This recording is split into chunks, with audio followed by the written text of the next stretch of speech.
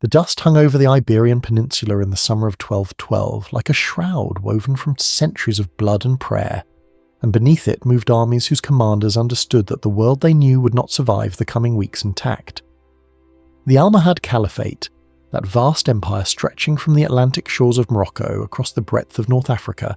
and into the fragmented kingdoms of al-Andalus, had reached the zenith of its power under a ruler whose very name struck terror into Christian hearts. Muhammad al-Nasir, called by his people al-Nasir li-din Allah,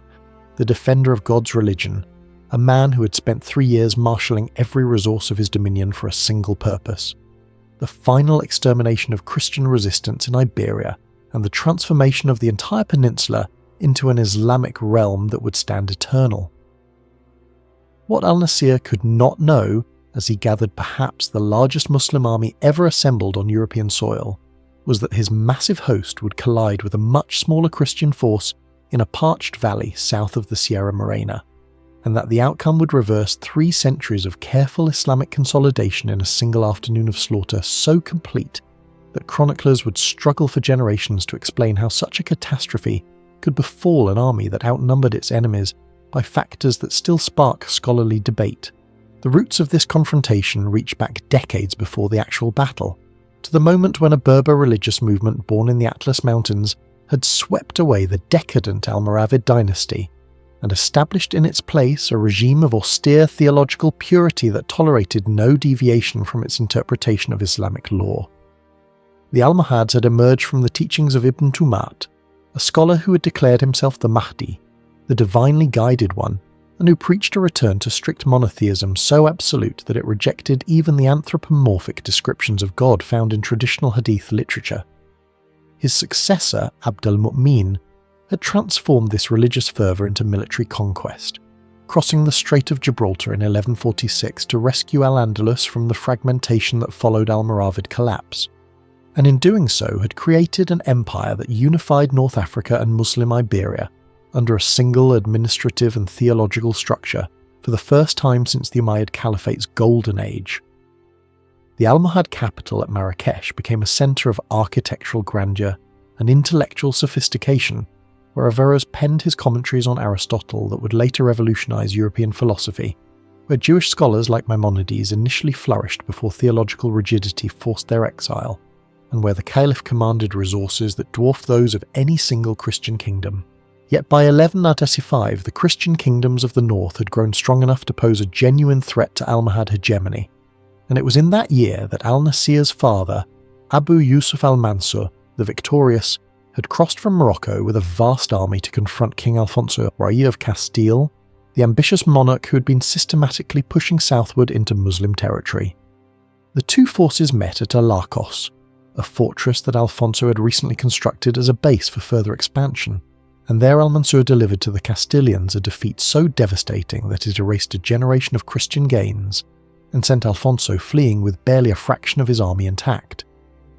The Almohad victory at Alarcos seemed to confirm what many Muslims believed, that God favoured their cause, that the Christian kingdoms would inevitably crumble before the righteous armies of the faithful,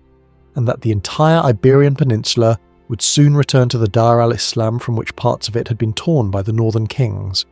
Alfonso VIII returned to Toledo humiliated, his treasury depleted, his vassals questioning his leadership, and his kingdom so weakened that for several years he could mount no significant military operations, while al-Mansur's raiders penetrated deep into Castilian territory, even threatening the sacred city of Toledo itself. But Alfonso possessed the kind of stubborn determination that defines certain historical figures who refuse to accept the verdict of a single catastrophic defeat, and rather than suing for peace or accepting a subordinate status, he spent the next 17 years rebuilding his military capacity, while simultaneously engaging in the delicate diplomatic manoeuvring required to unite the perpetually feuding Christian kingdoms against their common enemy.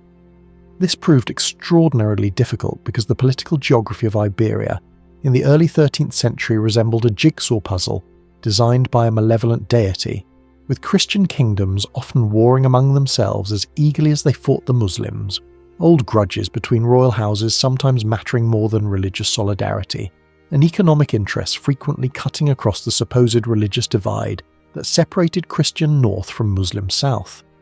The Kingdom of Leon, ruled by Alfonso IX, nursed grievances against Castile rooted in territorial disputes and family quarrels, and had even allied with the Almohads against Castile in previous conflicts. A pragmatic betrayal of Christian unity that scandalised the papal court but made perfect sense within the ruthless logic of Iberian power politics. The Kingdom of Navarre, squeezed between its larger neighbours, pursued its own cautious course, while the Crown of Aragon, a composite realm uniting Aragon proper with the county of Barcelona and recently conquered Valencia, focused much of its energy on Mediterranean expansion rather than the struggle in the Meseta.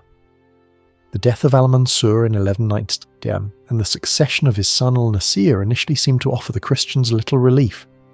because the new caliph inherited not merely his father's empire but also his determination to complete the reconquest of Iberia for Islam.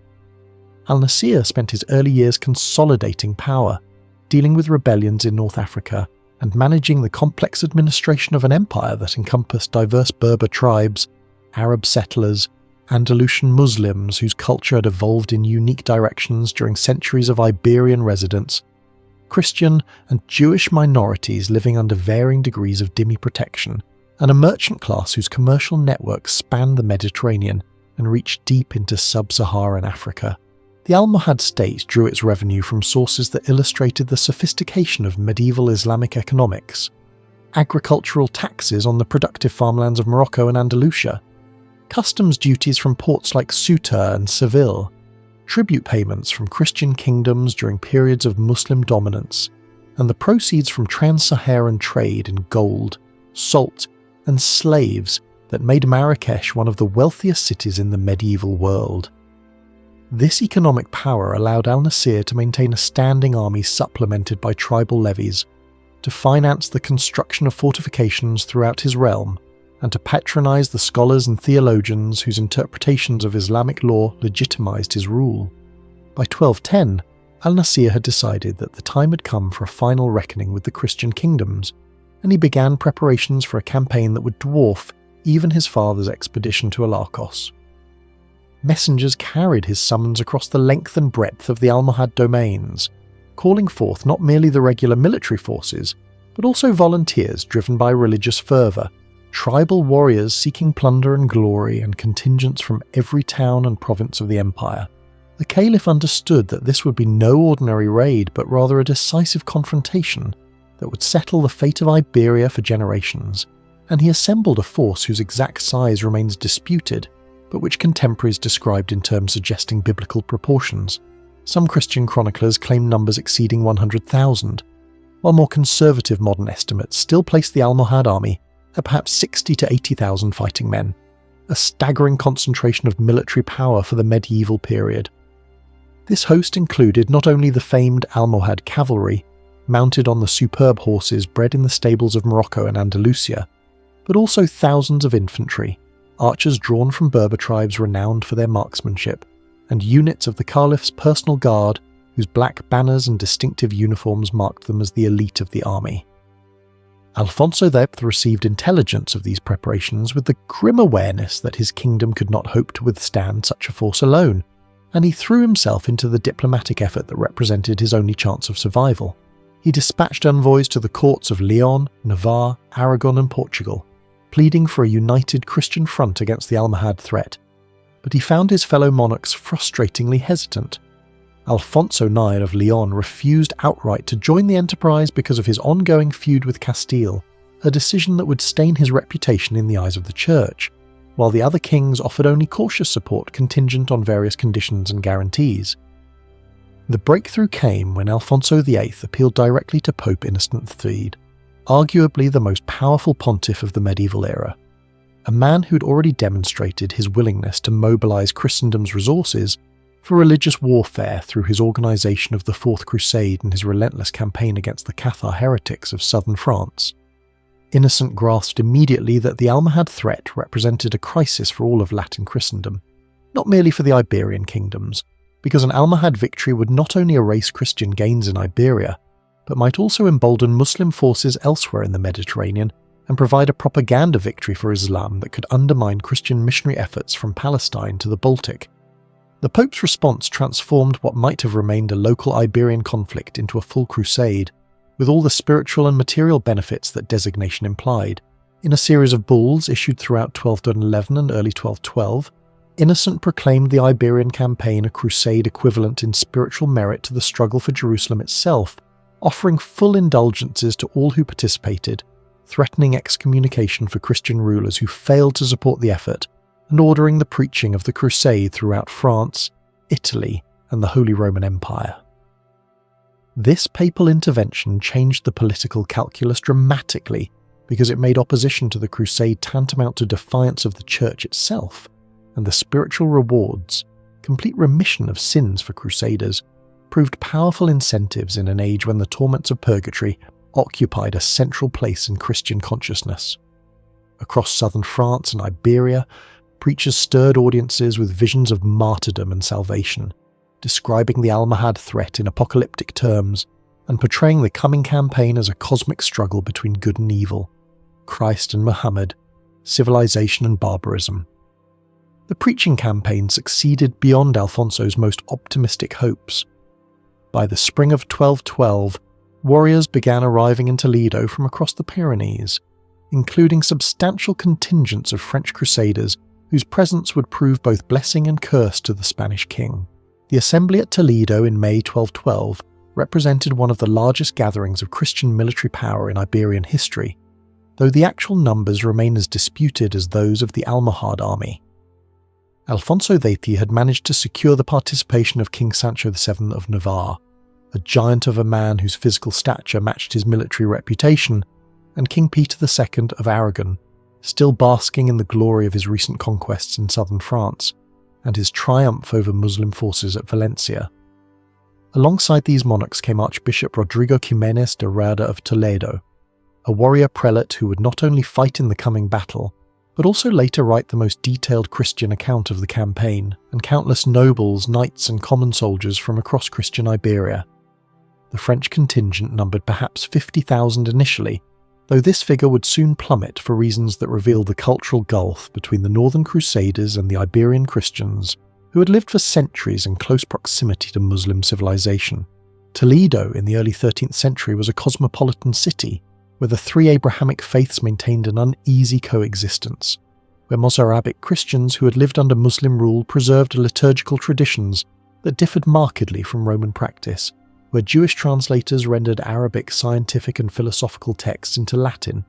and where Muslim artisans still worked under Christian rule, creating the distinctive Mudejar architectural style that blended Islamic and Christian elements. The French Crusaders found this cultural complexity disturbing and incomprehensible, accustomed as they were to the more straightforward religious geography of their homeland, where Christian dominance went largely unchallenged, and interaction with Muslims remained abstract rather than quotidian. When they encountered the Mozarabic population of Toledo, Christians who spoke Arabic and maintained customs shaped by centuries of Islamic rule, the French suspected them of insufficient orthodoxy. When they saw Jewish communities living under royal protection, they demanded their expulsion or forced conversion. And when Alfonso attempted to impose military discipline and strategic planning that required patience and coordination, they chafed at taking orders from a king who had suffered defeat at Alarcos, and who seemed to them tainted by too much familiarity with the Muslim enemy. The tensions exploded into open conflict when the Crusader army moved south from Toledo and encountered the first Muslim settlements in its path. Alfonso had planned a campaign of strategic targeting aimed at engaging al-Nasir's main army in favourable conditions, but the French Crusaders, motivated by religious fervour and the promise of plunder, wanted immediate action against any and all Muslim populations, military or civilian, combatant or non-combatant. When Alfonso forbade the massacre of Muslim civilians and the indiscriminate sacking of towns, arguing that such actions would merely solidify Muslim resistance and divert resources from the main objective, the French leaders accused him of weakness and insufficient crusading zeal. The dispute reached its climax at the fortress of Malagon, which surrendered to the Christian forces on terms that guaranteed the safety of its garrison and civilian population, only to see the French Crusaders violate the agreement and slaughter the surrendered Muslims. Alfonso reacted with fury, recognizing that such breaches of military honour would make future negotiations impossible and would stain his reputation among friend and foe alike. while the French justified their actions with theological arguments about the invalidity of promises made to infidels and the necessity of total war against the enemies of Christ. The cultural and strategic incompatibility between the two groups became so severe that within weeks of leaving Toledo, the vast majority of the French crusaders departed in disgust, marching back north across the Pyrenees and leaving Alfonso with a force drastically reduced in size, but perhaps improved in cohesion and discipline. The departure of the French could easily have doomed the entire enterprise, because it reduced the Christian army to perhaps 12 to 15,000 men against an Almohad host that still numbered in the tens of thousands, but Alfonso and his remaining allies decided to press forward, calculating that retreat would expose Castile to invasion, and that some chance of victory, however slim, outweighed certain disaster. Al-Nasir had crossed the Strait of Gibraltar in late spring with an army that had been gathering for months at Marrakesh and the Moroccan coastal cities, the logistics of transporting such a force across the straits representing a major organisational achievement that testified to Almohad administrative capacity. The ships that ferried the warriors from Africa to Europe included not only military transports, but also vessels carrying supplies, siege equipment, and the thousands of camp followers, merchants, and service personnel that accompanied any major medieval army. Once in Andalusia, the Caliph established his headquarters at Seville, the great Almohad capital of Iberia, where the recently completed minaret of the city's Grand Mosque, later transformed into the Giralda Tower after the Christian conquest, soared above the city as a testament to Almohad architectural ambition and religious devotion. From Seville, al-Nasir received intelligence about Christian movements, coordinated with local Andalusian Muslim forces, and finalised his strategic planning for the campaign. His objective was nothing less than the complete destruction of Castilian power through the capture of Toledo, the ancient Visigothic capital that had fallen to Alfonso VI in 1085,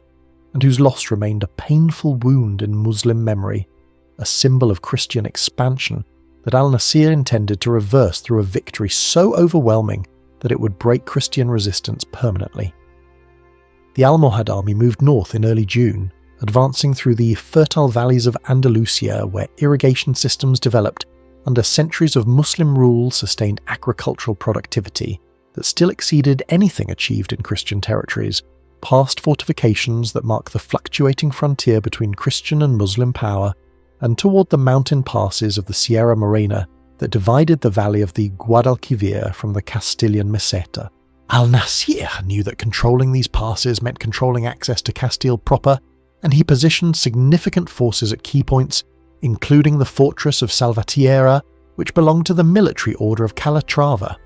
one of several crusading orders that had emerged in Iberia along the lines of the Knights Templar, but focused specifically on the struggle against Islam in Spain. The fall of Salvatierra, after a siege that demonstrated both Almohad determination and the limitations of Christian defensive capacity, seemed to confirm Muslim expectations of inevitable victory, and when news of the fortress's capture reached Toledo, many feared that nothing could prevent al-Nasir from reaching the city itself. Yet the garrison's stubborn resistance had consumed valuable time, allowing Alfonso to complete his mobilization and move south with an army that, while much smaller than the Almohad host, contained veteran warriors who understood the terrain and the enemy in ways that foreign crusaders never could. The Christian advance southward from Toledo proceeded with careful attention to logistics and intelligence gathering,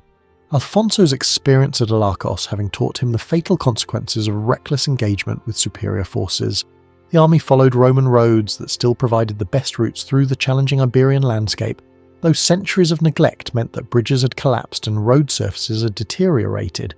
requiring constant repair work by the army's pioneers. Foraging parties scoured the countryside for provisions, a task made easier by the fact that they were moving through Christian-held territory in the initial stages of the march, though the need to feed thousands of men and horses placed severe strain on local resources and created tensions between the army and the civilian population, who saw their carefully husbanded stores of grain and fodder requisitioned for the war effort. As the army approached the Sierra Morena, Alfonso faced the crucial decision of which route to take through the mountains, a choice complicated by the fact that the most direct passes were known to be held by Almohad forces that could turn the narrow defiles into killing grounds, where the Christian army's mobility and cohesion would count for nothing against superior numbers and advantageous positioning. The problem seemed intractable, because the alternative routes would require lengthy detours that would consume time and provisions the Christians could ill afford,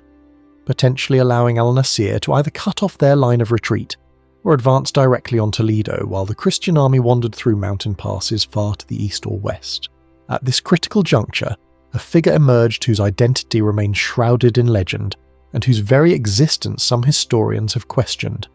A shepherd, or perhaps a local nobleman with intimate knowledge of the mountain terrain, who approached the Christian commanders and offered to guide them through a little-known pass called the Puerto del Muradal, or as some sources name it, the Losa de la Mora, a route that would allow them to bypass the Almohad defensive positions and emerge onto the plain south of the mountains in a position to threaten the Muslim army's flank. Whether this guide was divinely sent, as pious chroniclers insisted, or simply a local resident motivated by self-interest or genuine Christian loyalty, his intervention proved decisive because Alfonso chose to trust the information and committed his entire army to a route through the mountains that could have proven disastrous if it led to a dead end or an ambush, but instead delivered the Christians onto the southern slopes of the Sierra Morena on July 14, 1212. In a position that caught the Almohad forces completely by surprise. Al-Nasir had positioned his army at the plain of Las Navas de Tolosa, an area of rolling terrain broken by small hills and scattered with the holm oaks that gave the region part of its name,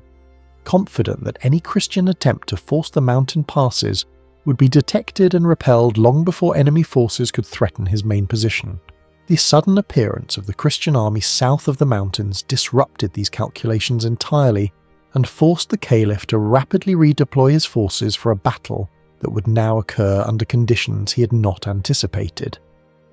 The plain of Las Navas de Tolosa itself presented terrain that was neither ideally suited to the Christian cavalry nor perfectly adapted to Almohad defensive tactics, but rather a landscape of intermediate complexity where both sides would need to adapt their standard approaches to warfare. The summer heat of Andalusia in mid-July created conditions of almost unbearable physical stress, with temperatures reaching levels that men encased in armour or heavy robes found nearly intolerable, and the scarcity of water in the area meant that both armies faced the prospect of thirst if the battle extended over multiple days. The armies took up positions on July 15th, with the actual fighting scheduled for the following day to allow both sides to deploy properly and to conduct the preliminary rituals that medieval warfare required, Christian priests hearing confessions and offering communion to warriors who might die within hours, Muslim imams leading prayers and reciting verses from the Quran that promised paradise to martyrs who fell fighting infidels, and commanders on both sides making final adjustments to their deployments and strategies. The Christian army, though vastly outnumbered, possessed several advantages that partially offset the disparity in numbers. The military orders, Calatrava, Santiago, Templars, Hospitallers, and the Order of Evora provided disciplined heavy cavalry whose members had trained for years in precisely this kind of combat, and whose religious devotion matched that of the Muslim warriors they would face. The Spanish knights, while less uniformly equipped and trained than the military orders, knew the Muslim way of war from decades of frontier skirmishing and were not easily intimidated by the size of the opposing army. And the army's core of Castilian, Navarrese, and Aragonese troops shared a common language and similar military traditions that facilitated coordination in battle. Alfonso deployed his forces in a traditional formation, with the centre held by Castilian troops, the right wing commanded by King Sancho of Navarre and the left wing under King Peter of Aragon, while the military orders occupied positions where they could deliver decisive cavalry charges when opportunity arose.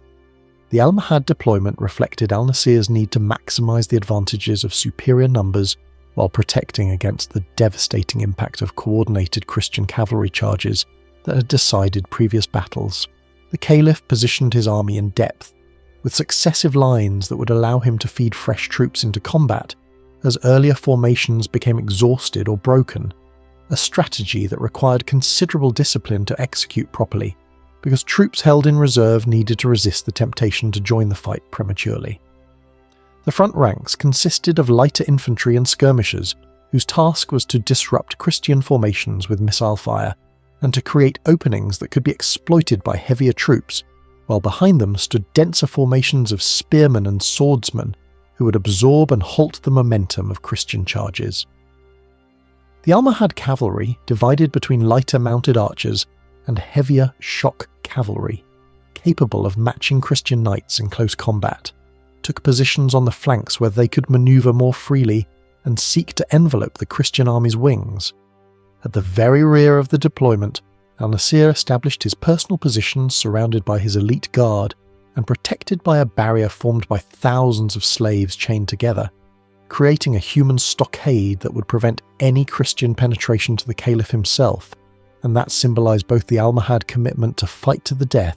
and the coercive mechanisms that helped hold together an army drawn from diverse and sometimes mutually suspicious populations. The night before, the battle saw little sleep in either camp as warriors prepared their equipment,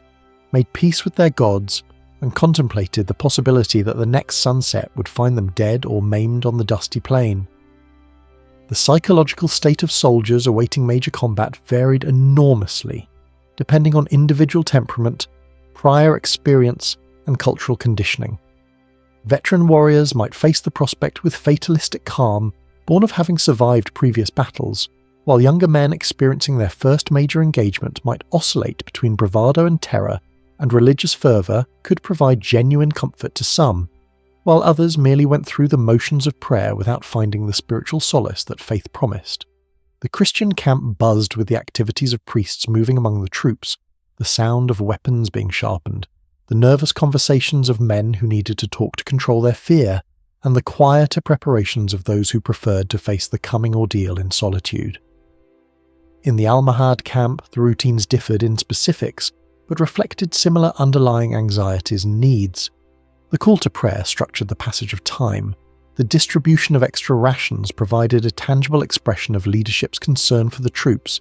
and the circulation of stories about previous Islamic victories served to bolster confidence and remind the warriors that they fought for a cause sanctioned by divine authority. Dawn on July 16th, 1212 broke clear and hot over the plain of Las Navas de Tolosa,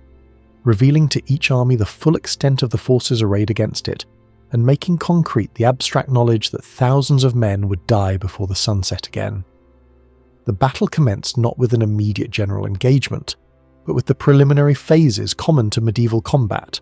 archery exchanges as both sides tested ranges and sought to disorder enemy formations, skirmishing by light cavalry, probing for weaknesses in the opposing lines, and the psychological warfare of war cries, religious chants, and the display of banners that served to rally one's own troops while intimidating the enemy. The Christian advance began methodically,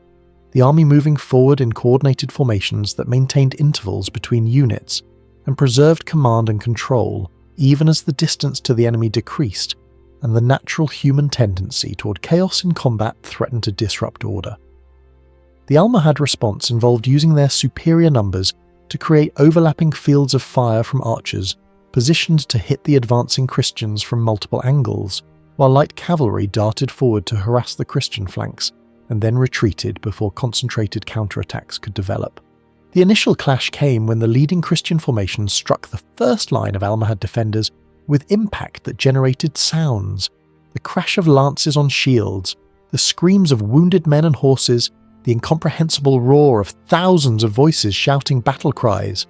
that veterans would remember for the rest of their lives and that new soldiers found overwhelming in its intensity. The Almohad front line, composed largely of less experienced troops and volunteers whose fervour exceeded their training, wavered under the impact of the Christian charge but did not break entirely, falling back instead toward the second line in a withdrawal that appeared disorderly but actually represented part of al-Nasir's plan to draw the Christians deeper into the Almohad position where they would be surrounded and destroyed. The Christians pressed their advantage, breaking through the first line and engaging the second, where they encountered much stiffer resistance from better trained and better equipped troops who had been waiting in position for precisely this moment. The battle now dissolved into a confused melee where unit cohesion began to fray, where local commanders made decisions based on immediate circumstances rather than any overall plan, and where the fortunes of combat swung back and forth as formations broke and rallied, as individuals performed acts of heroism or cowardice that might alter the fate of dozens of their comrades. and as the cumulative effects of casualties, exhaustion, and psychological stress began to degrade the combat effectiveness of both armies.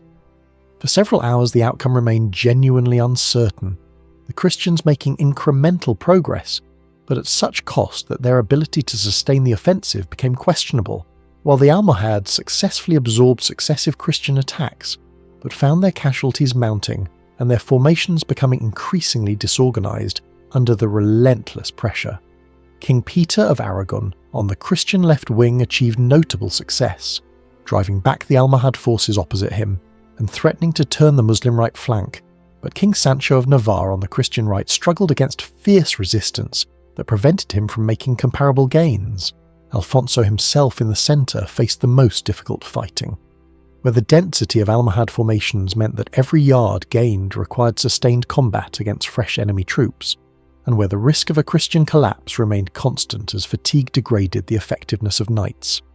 whose armour, while providing excellent protection, also created severe heat stress and limited endurance.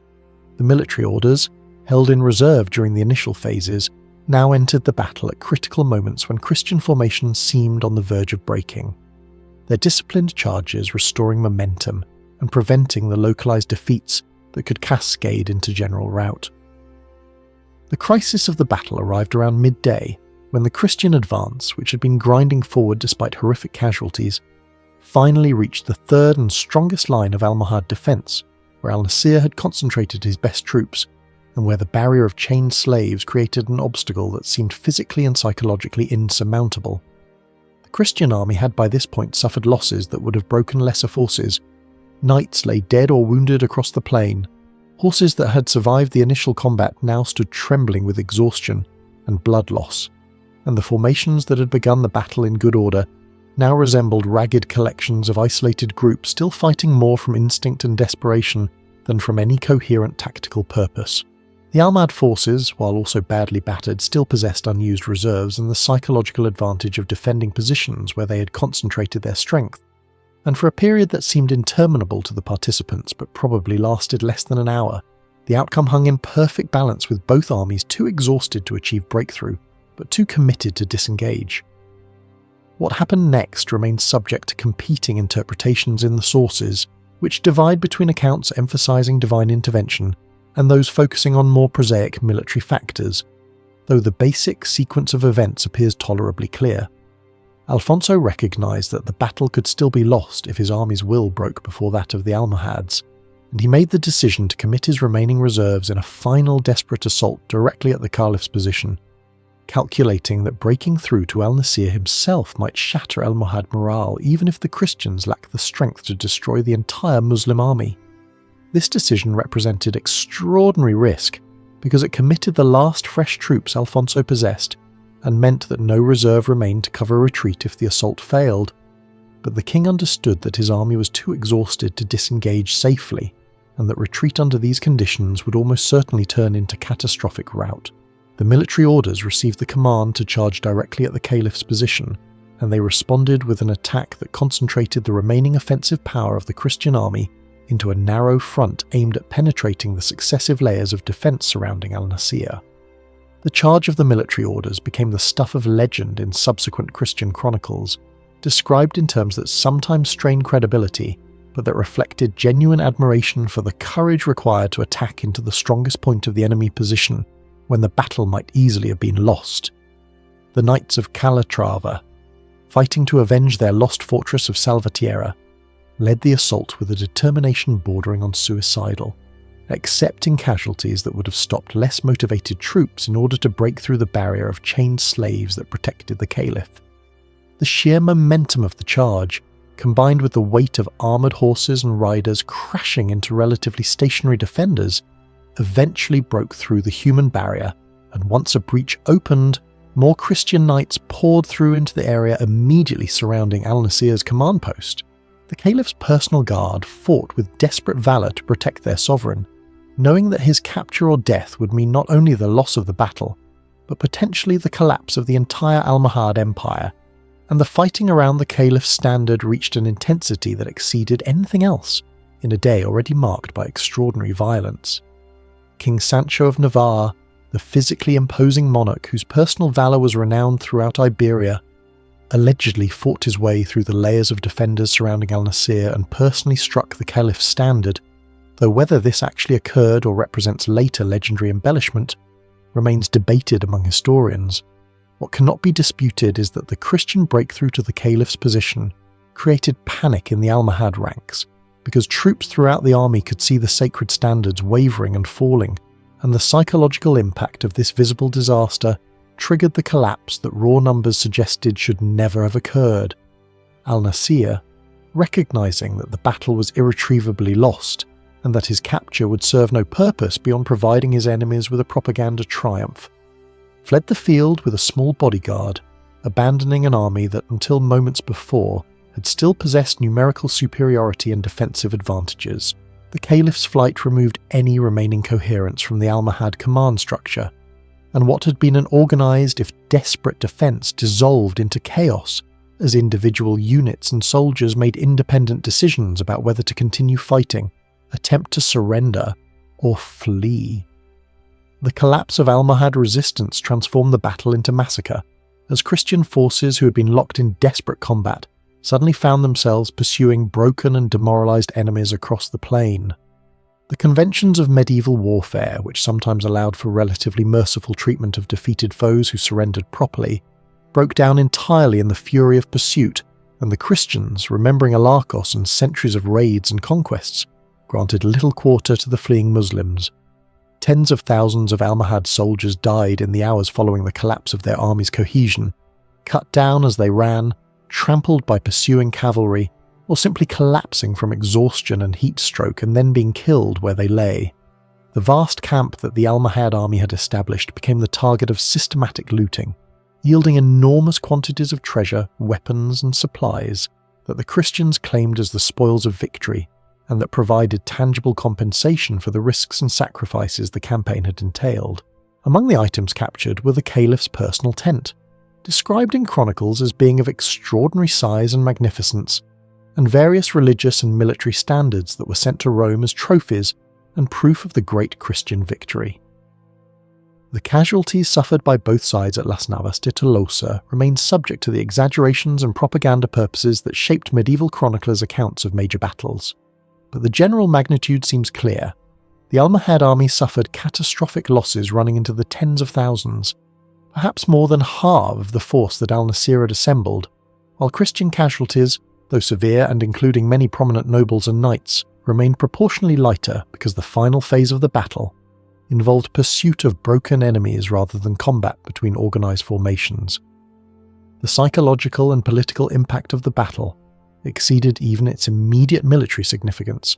because Las Navas de Tolosa shattered the aura of Almohad invincibility that had persisted since Al-Mansur's victory at Alarcos,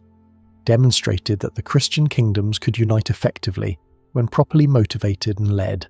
and initiated a process of Almohad decline that would ultimately result in the caliphate's fragmentation and the reduction of Muslim power in Iberia to the small kingdom of Granada, which would survive for another 2.5 centuries before finally falling to Ferdinand and Isabella in 1492. Al-Nasir himself survived the battle and made his way back to Morocco, but his authority never recovered from the humiliation of his defeat, and he died just over a year later in 1213, his death possibly hastened by the psychological trauma of having led the greatest Muslim army in Iberian history to catastrophic defeat against a much smaller Christian force.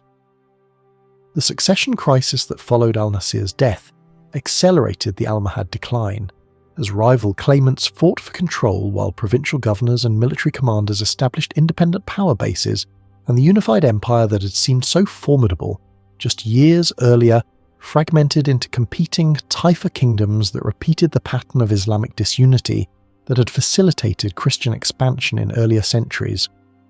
The Christian kingdoms, despite their victory, did not immediately exploit their success with coordinated campaigns to conquer Andalusia because they quickly returned to their customary internecine conflicts. But the balance of power had shifted fundamentally and irreversibly, and over the following decades Christian forces would capture the great Andalusian cities of Córdoba in 1236, Valencia in 1238, and Seville in 1248, reducing Muslim Iberia to a fraction of its former extent. The memory of Las Navas de Tolosa became central to Spanish national mythology, invoked across the centuries as proof of Christian destiny to rule the peninsula and as justification for the Reconquista that would culminate 3 centuries later with the fall of Granada. The battle site itself became a place of pilgrimage and commemoration, though the precise location of some of the fighting remains disputed among archaeologists because medieval battlefields, lacking permanent structures and often being picked clean of artifacts by looters, leave frustratingly ambiguous physical evidence. Pope Innocent III received news of the victory with jubilation and ordered celebrations throughout Christendom, seeing in the triumph confirmation that his decision to grant crusade status to the Iberian campaign had been divinely inspired, and hoping that success in Spain might presage similar victories in the Holy Land, where Christian fortunes had been decidedly mixed since the loss of Jerusalem to Saladin in 1187. The broader significance of Las Navas de Tolosa extends beyond its immediate military and political consequences to encompass its impact on the cultural and religious geography of the Mediterranean world, because the battle marked a decisive stage in the long process by which Iberia shifted from being a contested frontier between Christianity and Islam to being predominantly Christian territory with shrinking Muslim enclaves. This transformation would ultimately contribute to the end of the convivencia, the imperfect but real coexistence of Christian, Muslim and Jewish communities that had characterized medieval Iberia and that had produced remarkable cultural achievements in architecture, philosophy, literature and science. The Almohad defeat accelerated the emigration of Muslims from Iberia to North Africa, a process that drained al-Andalus of population and talent, while simultaneously reinforcing the Islamic character of the Maghreb, and it encouraged the Spanish Christian kingdoms to adopt increasingly intolerant policies toward religious minorities, seeing less need to accommodate Muslim sensibilities when Muslim military power had been so decisively broken. The military lessons of Las Navas de Tolosa were studied by contemporary and later commanders seeking to understand how a numerically inferior force could achieve such complete victory against apparently overwhelming odds, and various factors received emphasis depending on the analyst's priorities and biases. The importance of terrain and the advantage the Christians gained by bypassing the mountain passes and forcing battle on ground that somewhat mitigated Almohad numerical superiority. The superior cohesion and discipline of the Christian forces, particularly the military orders whose training and religious motivation sustained them through combat that broke less committed troops, the successful Christian concentration of force at the decisive point when Alfonso committed his reserves to the breakthrough attempt that reached al-Nasir's position, and the psychological impact of threatening enemy command and control, which created panic disproportionate to the actual tactical situation. More critical analysts noted the Almohad failures in reconnaissance that allowed the Christians to emerge from the mountains undetected, the deployment decisions that may have spread the Muslim army too widely and prevented concentration of force at critical moments, and the Caliph's flight which removed leadership when the army most needed steady command. The religious interpretations of the battle naturally diverged sharply between Christian and Muslim perspectives, with Christian chroniclers portraying the victory as divine intervention, rewarding the faithful and punishing the infidel, while Muslim sources struggled to explain how God had permitted such disaster to befall an army fighting for Islam, and often attributed the defeat to the sins of the Muslim community or to the inscrutable purposes of divine will that transcended human understanding. These theological explanations mattered enormously because they shaped how communities processed traumatic events and because they influenced subsequent behaviour. Christian confidence that God favoured their cause encouraged more aggressive policies toward remaining Muslim territories, while Muslim attempts to understand the defeat in religious terms sometimes led to intensified piety and calls for moral reform as prerequisites for restored military success. The Jewish communities of Iberia, caught between the Christian and Muslim powers and vulnerable to persecution from both, drew their own lessons from Las Navas de Tolosa, recognizing that the changing balance of power would require adjustments in their strategies for survival, and that the age of relative tolerance under certain Muslim rulers might be ending as Christian dominance expanded. The economic consequences of the battle rippled through Mediterranean commerce because the Almohad defeat disrupted trade networks that had functioned for generations, altered the flow of African gold into European markets, and shifted the balance of commercial power toward Christian merchants who could now operate with greater security in formerly contested waters. The Italian maritime republics, particularly Genoa and Pisa, which had already been expanding their commercial presence in Iberia, found new opportunities as Christian conquest opened Andalusian ports to their vessels, and as the fragmentation of Muslim political authority created opportunities for favourable trade agreements with competing Taifa rulers desperate for revenue and allies. The long-term economic development of Iberia was profoundly shaped by the territorial changes that Las Navas de Tolosa initiated, as Christian conquest brought different agricultural practices, different patterns of land tenure, and different commercial networks that gradually transformed the landscape and economy of regions that had been Islamic for centuries. The architectural legacy of the period surrounding Las Navas de Tolosa remains visible across Spain in the fortifications, churches, and palaces that reflect the contested nature of the frontier and the cultural mixing that occurred despite religious conflict. The great cathedral of Toledo, where Alfonso VIII gave thanks for his victory, stands on the site of the city's main mosque, itself built on the location of a Visigothic church, embodying in stone the successive layers of conquest and reconquest that defined Iberian history. The Almohad architectural achievements in Seville, particularly the Giralda Tower and the remnants of the city's fortifications, survived the Christian conquest that followed Las Navas de Tolosa by a generation, and continue to testify to the sophistication of Almohad civilization at its zenith. The castles and fortified towns that dot the landscape of La Mancha and Andalusia mark the frontier lines where Christian and Muslim forces faced each other across no man's lands that could shift dramatically with each campaign season, and many of these structures incorporate elements from both architectural traditions, built and rebuilt by successive occupiers who adapted existing fortifications to their needs. The human stories behind the grand strategic narrative of Las Navas de Tolosa remain largely unrecoverable for the ordinary soldiers and camp followers who experienced the battle, because medieval sources focused overwhelmingly on the actions of kings, nobles, and commanders, while treating common soldiers as anonymous masses whose individual experiences and fates warranted no particular record. Yet the battle's impact on countless individual lives can be inferred from demographic studies suggesting significant population displacement, from property records showing the transfer of estates from Muslim to Christian ownership, from marriage patterns that shifted as available partners died in combat or fled as refugees, and from the traces of trauma that appear in later sources describing the psychological scars that survivors carried. The women who lost husbands, fathers, and sons in the slaughter received no chronicler's attention, yet their grief and the practical challenges of widowhood in societies that offered limited opportunities for female autonomy shaped family structures and community dynamics for generations. The children orphaned by the battle faced uncertain futures depending on their social class and the willingness of extended family to assume responsibility for their care, and some probably ended up in religious institutions while others may have been absorbed into military or artisan training that would define their adult lives.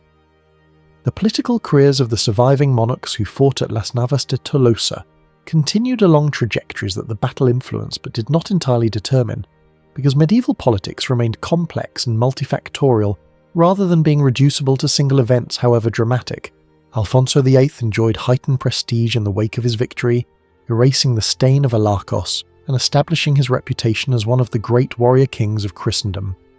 But he died just 2 years after Las Navas de Tolosa in 1214.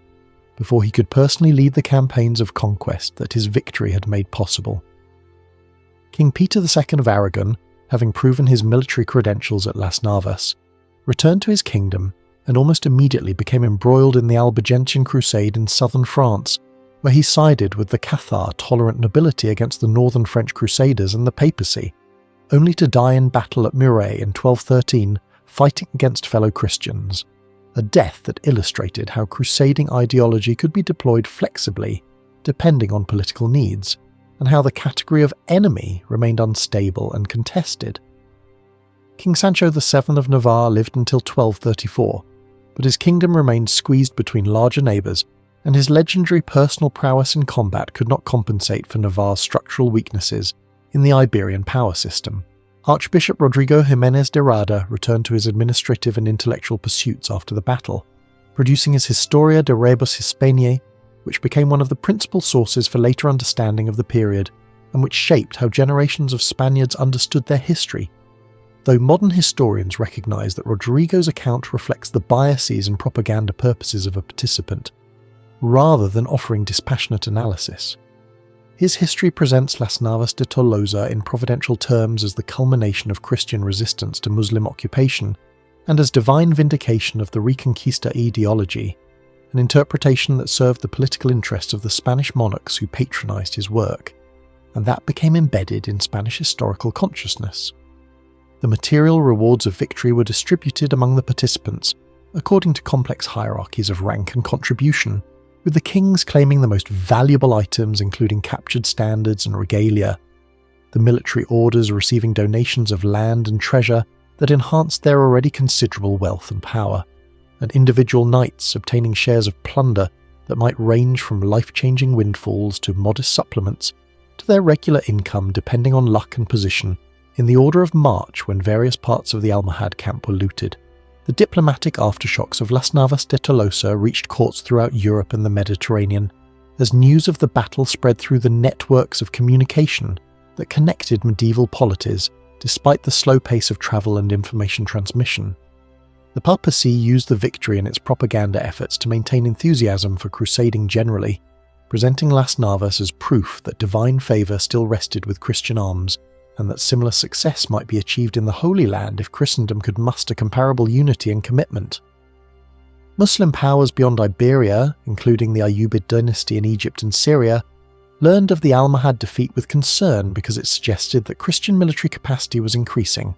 and that the momentum in the long struggle between Islam and Christendom might be shifting,